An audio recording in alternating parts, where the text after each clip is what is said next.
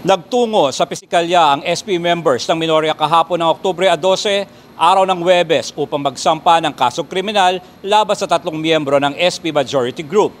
Nagsampa ng kasong kriminal sa Prosecutor's Office si Vice Mayor BK Cua at minority councilors laban sa ilang miyembro ng Majority 7 matapos ang naganap na kaguluhan sa isang sesyon noong Martes, October 10, 2023. Kasama ni Vice Mayor Cua dito sina Councilor Michael Fernandez, Jigsin, Dennis Canto, Marcelino Fernandez at Joshua Bugayong. Kami po ay pumunta dito dahil alam naman po natin nung nangyari po na Martes ay sobra na po ang pambabastos na ginawa po sa atin at para sa amin po ito ay sobra na. Naapektuhan na po ang taong bayan, lalo po ang pagbibigay po ng serbisyo sa Dagupan. Saad ni Councilor Mike, kailangan na talagang waksyon dahil palala ng palala ang ginagawa ng mayorya ng mga konsehal sa sesyon. Oo, kasi palala na ng palala kung hindi ito gagawin, chances are mas lalo pang lalala. Mag-aantay tayo na may nambabato na ng upuan lamesa, ganun. We cannot wait for that. Ayon sa iba pang minority councilors, ang nasabing hakbang ay para sa mga Dagupenyo at pagkundina sa ipinapakitang kabasusan na ilang miyembro ng mayorya. Itong hakbang na ginawa po natin, ito po ay para sa taong bayan po ng Dagupan. Kami ay hindi humihinto, especially dun sa pakpasan ng annual budget ng 2023 kasi alam naman nila na yung pinaglalaban namin ay talagang para sa taong bayan ng Dagupan.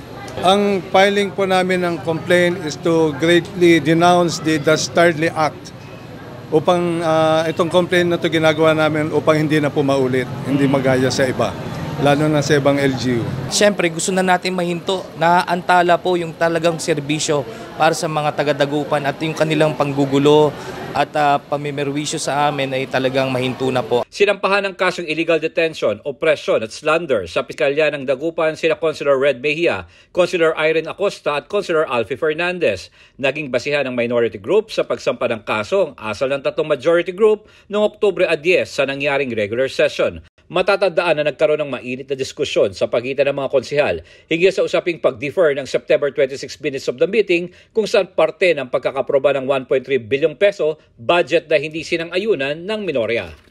Sa isang post ni Mayor Belenti Fernandez, nag-viral ang video na ibinahagi nito sa pangyayaring kaganapan sa nasabing session kung saan nawala ang formalidad na ilang miyembro ng Majority 7.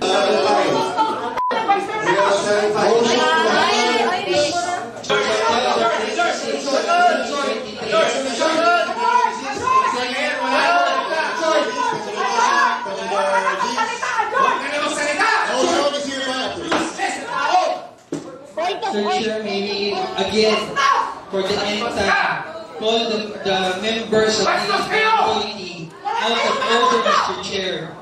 We have seven councilors who are now in out of order. Wala kayong respeto sa batas! And Mr. Chair, may request... Sa FB post ni Mayor Fernandez, anya, nais pang ibasura ng majority ang paprobadong budget na napakinabangan ng taong bayan. Samantala, nagpakita naman ang suporta ng ilang mga grupong Dagupenyo dahil sa napanood nilang pambabastos na ilang majority sa minorya, particular na kay BM Cua ng nakarang sesyon. Nandito po kami ngayong hapon na ito para suportahan si Vice Mayor BK Cua at ang ating mahal na Mayora Belen Fernandez para sa pinaglalaban nila. Kaisa po kaming lahat ng TODA na nandito ngayong hapon para ipaglaban ang karapatan ng bawat isa. Dahil dito, nagpasalamat ang mga konsehal sa suporta ng mga taga-Dagupan kay Vice Mayor Cua at sa minority councilors. Dagdag ni Cua, ramdam na ng mga mamamayan ng Dagupan City na pinagdamutan sila ng Majority 7 dahil sa pagtangka na nasabing grupo na ma-invalidate ang naprobahang ng budget ng Dagupan. Nihanda na rin ni Councilor Michael Fernandez ang kasong isasampa nito kay Councilor Red R. Mejia matapos sugurin ang kanyang opisina noong September 26 kasunod ng pagpasa ng 2023 budget ng Dagupan. Inaabangan din ng mga mamamayan ng Dagupan ang magiging tugon ng 7 majority sa sinampang kaso ng minorya sa kanila ng malinaw sa publiko kung ano ang kanilang katayuan sa isyu na ito. Para sa Diyos at Pilipinas kong mahal, J. Miguel Mendoza, SMNI News, North Luzon.